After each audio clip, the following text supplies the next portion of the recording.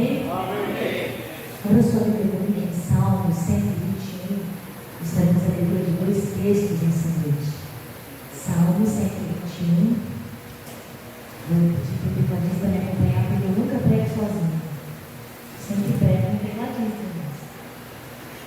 Salmo 121.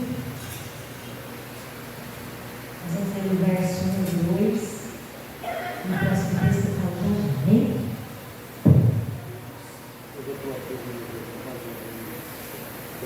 É um texto bastante conhecido, mas nós vamos explorar nessa noite. Diz assim, Salmo 121, verso 1 e 2. Eleva os olhos para os montes, de onde me virá o socorro? O meu socorro vem do Senhor, que fez o céu e a terra. Amém? Segunda Crônicas, capítulo 20, versículo 12. Segunda Crônicas 20, 12. Esta é a oração do rei Josafá diante de uma adversidade iminente. Segunda Crônicas 20, 12. Diz assim a palavra do Senhor: Ah, Deus nosso, porventura não os julgarás? Porque em nós não há força perante esta grande multidão que vem contra nós, e não sabemos nós o que faremos. Porém, os nossos olhos estão postos em ti. Diga comigo, os nossos olhos estão postos em Deus. Nós vamos falar sobre visão, sobre olhar para o céu essa noite. Coloque sua mão sobre o seu coração. Faz mais uma oração comigo nessa noite, para que essa palavra tenha uma frutificação abundante na sua vida. Olha comigo. Senhor maravilhoso e bendito, Deus poderoso e santo, nós somos a tua igreja, agora os nossos ouvidos estão atentos para mais uma porção da tua palavra. Fala conosco nessa noite, Senhor, de uma maneira extravagante, poderosa, Senhor. Que a nossa atenção esteja totalmente voltada para ti. Que a palavra saia do teu altar, Senhor, e que jorre como fonte de água viva para os corações que estão recebendo ela, Senhor. E que esta água, Senhor, possa jorrar durante toda a semana, até o próximo culto, Senhor, até o próximo encontro que teremos contigo, quer na nossa casa, quer aqui, Senhor. Mas que esta palavra venha mesmo nos sustentar, Senhor, e que ela possa florescer e frutificar na nossa vida, Senhor. Que seja uma palavra guardada como um memorial no nosso coração. No dia que o Senhor falou conosco, Senhor, eu desejo da minha alma, Senhor, creio, eu peço em nome de Jesus, amém. Você pode se sentar dando glória a Deus? Nós estamos diante de dois textos, em circunstâncias diferentes, em livros diferentes, mas que estão fazendo um apontamento para olhar para cima. Quando esse cântico é entoado, ele é um cântico de Salmo 121, ele é conhecido de todos. Eu acho que todo mundo aqui, em alguma circunstância da sua vida, já ouviu esse texto, já recitou esse texto, já orou esse texto. Elevo significa erguer, levantar, colocar para cima. Eu elevo o quê? Eu elevo os meus olhos. Os olhos são os órgãos responsáveis por captar as imagens e levar até o cérebro a informação daquilo que está sendo visto. Então eu elevo os meus olhos para os montes. O salmista estava buscando um socorro e ele não encontrou esse socorro na terra. Então ele vai olhar para um lugar mais alto. E se você reparar bem, na geografia de Israel existem lugares que há montes. Então ele está falando de algo que lhe é conhecido. E quando ele diz que olha para os montes, ele faz uma pergunta, mas é uma pergunta retórica. Ele pergunta: de onde vem o meu socorro? Ele pergunta já sabendo da resposta. O socorro dele não está no mar, o socorro dele não está na planície, o socorro dele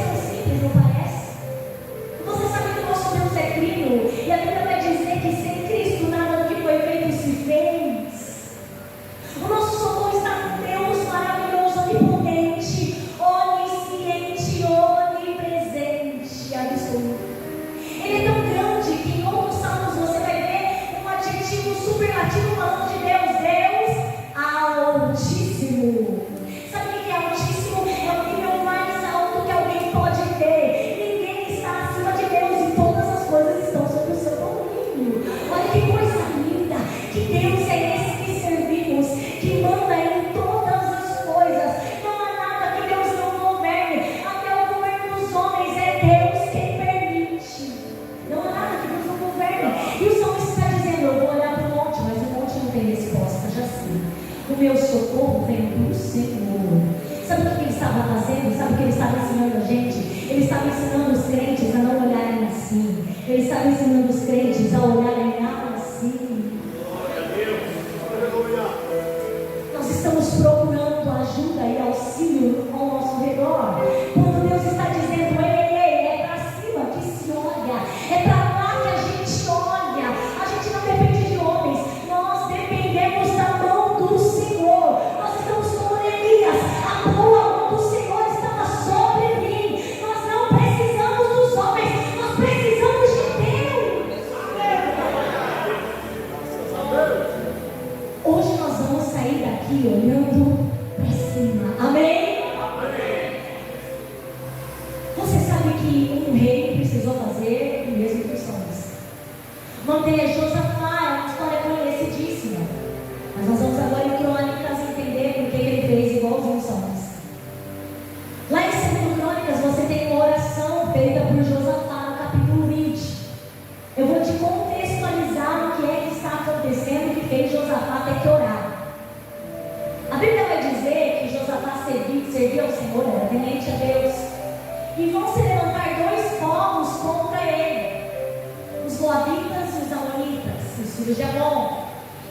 Resumindo, era uma multidão que vinha contra Judá, o seu reino, o seu governo.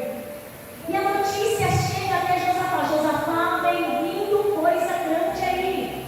E o intuito é derrubar Judá, e o intuito é destruir o seu reinado, e o intuito é colocar por terra aquilo que o Senhor edificou.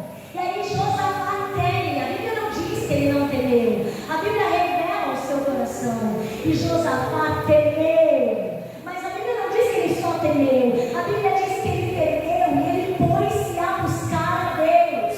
As más notícias mexem conosco, as más notícias provocam em nós reações, mas a nossa reação não pode ser outra a não ser a de Josafá. Aconteça o que acontecer, busque ao Senhor, busque ao Senhor. Há um tempo que a igreja não pode mais se calar, há um tempo que a igreja precisa abrir a sua boca e buscar ao Senhor. A Bíblia diz que ele não vai buscar sozinho, porque ele entende que unidade é algo que vem de Deus. Então ele se junta com todo Judá e ele coloca todo mundo para jejuar. Deus está falando conosco nessa noite. É tempo de orar, mas também é tempo de jejuar, igreja. Por que diminuímos o número do nosso jejum? Por que diminuímos os nossos clamores? Por que estamos orando tão pouco? Se a fúria do inimigo vem contra nós, por que, igreja? Josafá teve medo, porque era uma multidão, nações contra ele. Mas ele foi buscar ao Senhor. E ele não foi sozinho, ele foi buscar em conjunto. Se há algo em que Deus opera, é unidade. Se há algo em que Deus trabalha, é unidade. Há uma expressão popular que diz que sozinho nós vamos longe, nós vamos rápido, mas junto nós vamos longe, é verdade. Observe a obra do Senhor. Jesus não mandou os discípulos irem sozinhos, mas mandou que fossem de 2 em 2. Moisés não estava sozinho, tinha Arão. Josué tinha um apoio. Ninguém está sozinho, igreja. Nós precisamos entender a importância da unidade. E eu falo em nome de Jesus: haverá mais unidade nesta igreja, haverá mais contentamento, graça e unidade nesta casa. Ele vai orar, ele vai jejuar, ele vai juntar o povo.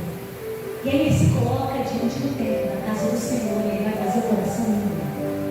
Essa oração está contida aqui no capítulo 20. Mas eu quero fazer um resumo do que ele ora. A oração dele começa reconhecendo quem Deus é, a grandeza de Deus. Deus é grande. Essa é uma palavra que tem estado na minha boca. Eu tenho dito em todos os lugares que vou que Deus é grande. Deus é? Deus é? Às vezes nós esquecemos do tamanho do Senhor de Deus. Então ele começa a falar da grandeza de Deus. E aí ele vai fazer uma oração totalmente bíblica. Ele vai lembrar do passado e da promessa feita a Abraão. Ele vai dizer que o Senhor fez uma promessa ao seu amigo. Eita, se existe coisa que nós queremos ser chamados, é amigo de Deus. Se existe uma coisa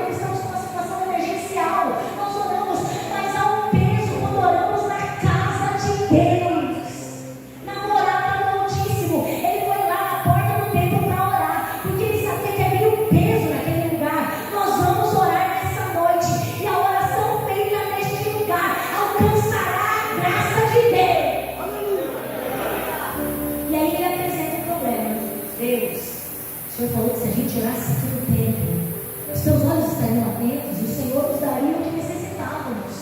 Se fosse guerra, o Senhor entraria na frente. Se fosse falta de pão, o Senhor daria a nós o pão. E aí ele vai orar, ele vai lembrar ao Senhor do problema que ele está vivendo. Deus, tem um povo aí que o Senhor já nos poupou da mão deles lá no passado. Quando o povo saiu do Egito, o Senhor não permitiu que eles passassem por aquela terra, porque eles teriam que enfrentar uma guerra desnecessária. E agora, aqueles adversários que não ajudaram Israel naquele período de sair do Egito, estão vindo para dominar Israel. Eu estou dizendo que coisas do passado estão querendo vir contra nós, para dominar as nossas emoções, para dominar a nossa alma. Mas o Senhor é poderoso e Ele entrará nessa guerra. O que passou, passou. E aí Ele vai dizer: Senhor, esse povo está vindo contra nós. Apresentou o problema, agora vem o versículo que nós lemos. É interessante que Josafá diz, ele diz assim, ó: a Deus nosso, porventura não julgarás? O que está dizendo? Senhor, cuida deles. O Senhor sabe que eu estou de inocente, eu não guerrei contra ninguém, eu não fui lá, não, Deus. Julga, Senhor, a nossa causa, julga os adversários, Senhor. A minha Bíblia diz que Ele é justo e justo. E aí, julga, Senhor, julga eles, porque em nós não há força. Josafá temeu, se abateu, mas foi buscar. E quando ele busca, ele reconhece que ele não dá conta. Ele reconhece que ele não tem estrutura.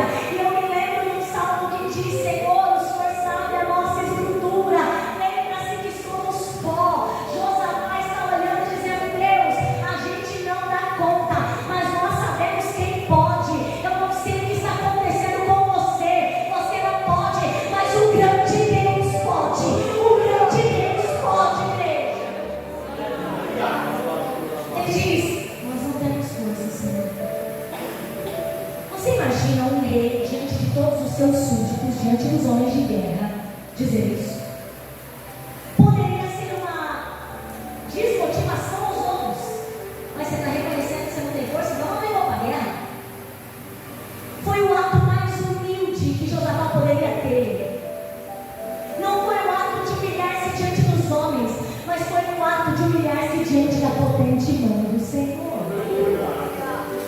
Quando nós nos ajoelhamos para orar, nos ajoelhamos para orar, perdoe, a gente está reconhecendo que de nós não sai nada, mas que aquele para quem oramos sai todas as coisas. É por isso que a gente se põe de joelho, só no joelho não. Já te disse que é preciso orar em várias situações. Neemias orou servindo o rei. Estava servindo o rei, falou que você quer, ele orou, porque acho que ele foi lá ajoelhar, agora não foi. Mas quando você dobra o seu joelho, sinal de rendição, de submissão, há um prazer e um contentamento de Deus na sua vida. Então diz: nós não temos força perante essa grande multidão que vem contra nós, e não sabemos nós o que faremos. Josafá entregou as rédeas da situação na mão de Deus. Josafá olhou e disse: Deus, não tenho força, não sei o que fazer, eu estou aqui para te dar o meu problema, Deus. Aleluia. Aquele que resolve todos os problemas está aqui nessa hora. Você não tem força, que bom, de voltar para o seu. Você não sabe, que bom, o Espírito do Senhor nos ensinará todas as coisas. Você não pode, que bom, Ele é o Senhor dos Exércitos. Então ele olha para Deus e diz: Deus, eu não tenho força, eu não sei o que fazer. E eu me lembro que numa circunstância do Novo Testamento, alguém também não tinha mais o que fazer. Eram duas pessoas encarceradas, era Paulo e Silas, estavam amarrados, as mãos não podiam mexer, não tinha como fazer nada. Então eles fizeram o que todo crente deve fazer quando não sabe o que fazer. A Bíblia diz que eles cantaram e oraram a Deus. Você não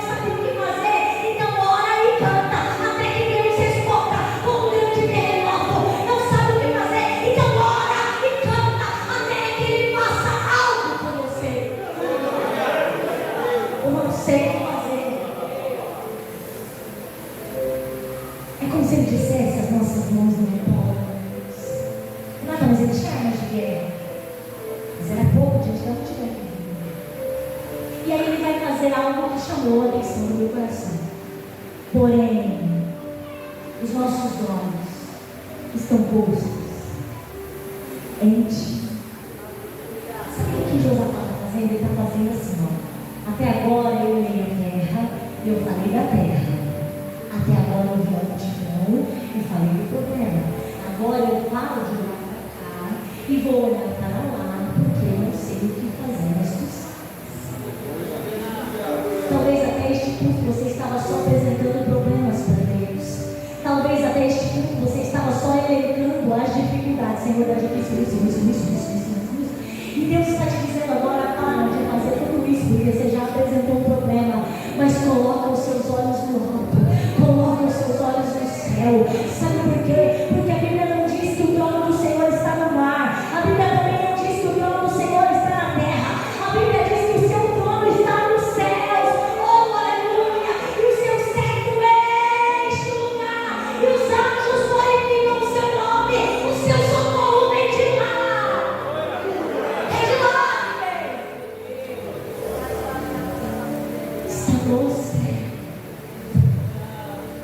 Os nossos olhos estão postos em ti. Você sabia que este era o lugar para onde Jesus olhava com frequência? Diga para o seu irmão: Jesus olhava para o céu. Diga para ele.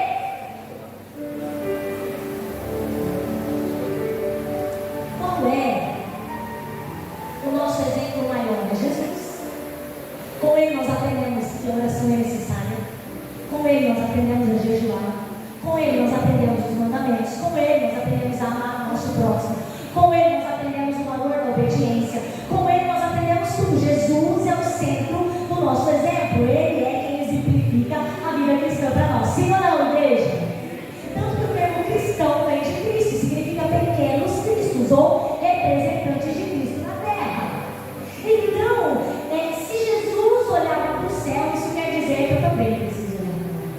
Então me prove, Renata, onde é que na Bíblia diz que Jesus olhou para o céu? Eu conheço pelo menos 3 textos que vão falar que Jesus olhou para o mesmo lugar que Josafá e o salmista olharam para o céu. Vamos lá?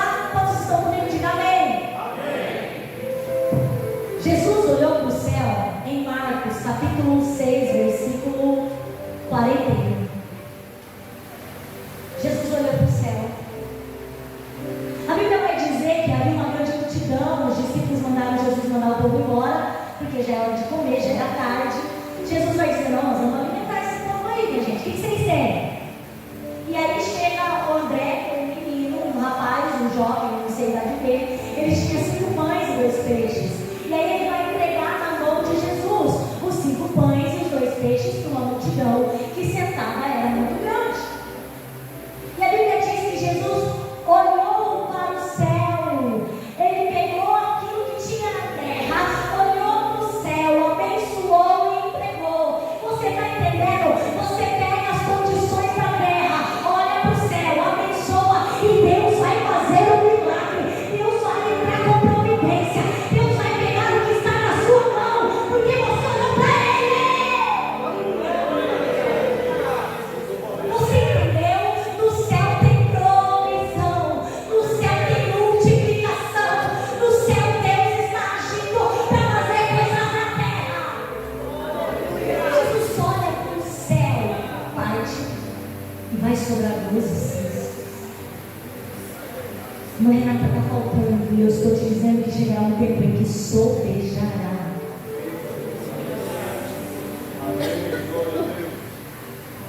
Jesus olhou para o céu para partir o pão, para abençoar. Não foi a única vez. A Bíblia vai falar lá em Marcos capítulo 7, versículo 34. Jesus está fazendo milagres e vão apresentar a ele um homem que não ouvia direito, que tinha a língua meio difícil, falava com dificuldade. A Bíblia diz que trazem esse homem até Jesus. Jesus coloca ele de canto e vai trabalhar na vida dele de uma maneira bem peculiar. A Bíblia diz que Jesus coloca os dedos nos ouvidos, as mãos nos ouvidos dele, mas também diz que ele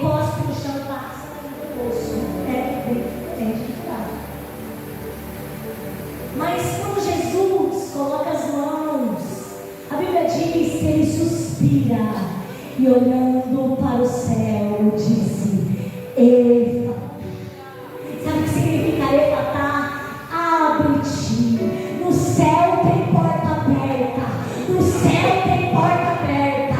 Na terra pode não ter, mas quando eu olho para o céu, Efatá, Efatá, Efatá, Efatá, Efatá. Deus está dizendo Efatá para essa igreja. Efatá. Jesus abriu os olhos, olhou para o céu, suspirou e disse: Efatá, abre-te. A língua soltou. E a mãe curtida vai cantor, e cantina vai correr. Tem coisa pressa, a mãe cantora baixei. Mas o Senhor te diz nessa noite: Ele vai soltar.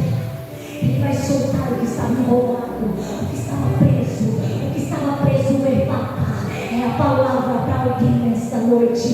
Efatá. Jesus olhou para o céu, mas ele não olhou só essa vez, não, nem a última, então vou falar nessa noite. Evangelho segundo escreveu João, capítulo 11, versículo 41. Aleluia. Todo mundo conhece a história dessa família. Jesus, por favor, me olhe, uma glória já pastor. Queridos, Jesus amava aquela família, Lázaro, Marta e Maria. Lázaro morre, você conhece essa história. E aí, eles estão lá diante do sepulcro de Lázaro. Jesus vai dar uma ordem: tirem a pedra. A Marta, muito pé no chão, vai dizer: Senhor, já faz 4 dias, deve estar chegando mal. Jesus não liga porque ela diz: tira a pedra. Eles tiram a pedra. Quando eles tiram a pedra, acontece isso aqui, ó. Tiraram depois a pedra de onde o defunto jazia. Jesus levantando os olhos para. Ele poderia ter feito um milagre sem olhar para cima, mas João vai descrever que ele fez assim para que os homens reconhecessem a autoridade que vinha do Pai, a autoridade em Deus sobre homens e mulheres nesta igreja, porque vamos olhar para cima. Olhando para cima, disse: graças te dou, Pai, porque me ouvistes. Ei, o céu tem resposta, o céu tem milagre. A terra pode não produzir, mas o céu tem igreja. O salmista olhou para o céu, Josafá olhou para o céu, Jesus olhou para o céu. E a pergunta que eu te faço é: vai olhar para onde, irmão? Vamos cercar a história de Josafá. A Bíblia vai dizer que depois dessa oração, o Espírito do Senhor toma Jaziel, o profeta. Jaziel vai se levantar e vai dizer: olha, essa guerra não é nada. Vocês não vão fazer nada. Fique em pé e vê o que o Senhor vai fazer. Fique em pé e contemple o livramento de Deus. Quem olha para o céu, depois de ter olhado para o céu, que é a coisa mais importante a se fazer, às vezes não vai fazer mais nada, só vai ver Deus trabalhando. A Bíblia diz que Jaziel, tomado pelo Espírito de Deus, diz que eles não vão ter que pelejar, mas que eles vencerão no Senhor. Eu estou parafraseando a fala de Jaziel. E aí a Bíblia vai dizer o seguinte: vocês não vão ter que pelejar, porque o Senhor estará na frente de vocês. Não tenham medo, não se assustem, não fiquem preocupados. Essa peleja não é vossa, é de Deus. Parai, sai em pé e vede. Sabe o que vai acontecer depois da resposta de Deus? A Bíblia diz que Josafá e todo o povo se prostra para adorar a Deus. E sabe o que acontece?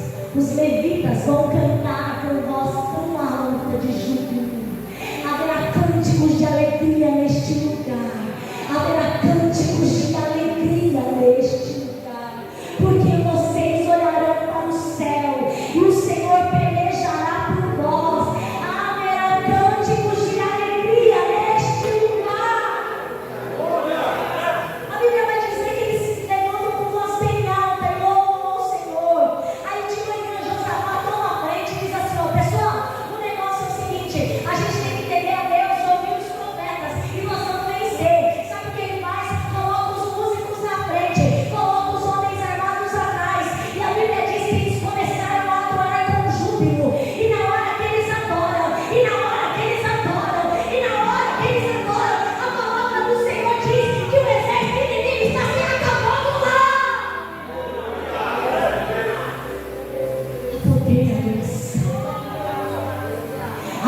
adoração na adoração.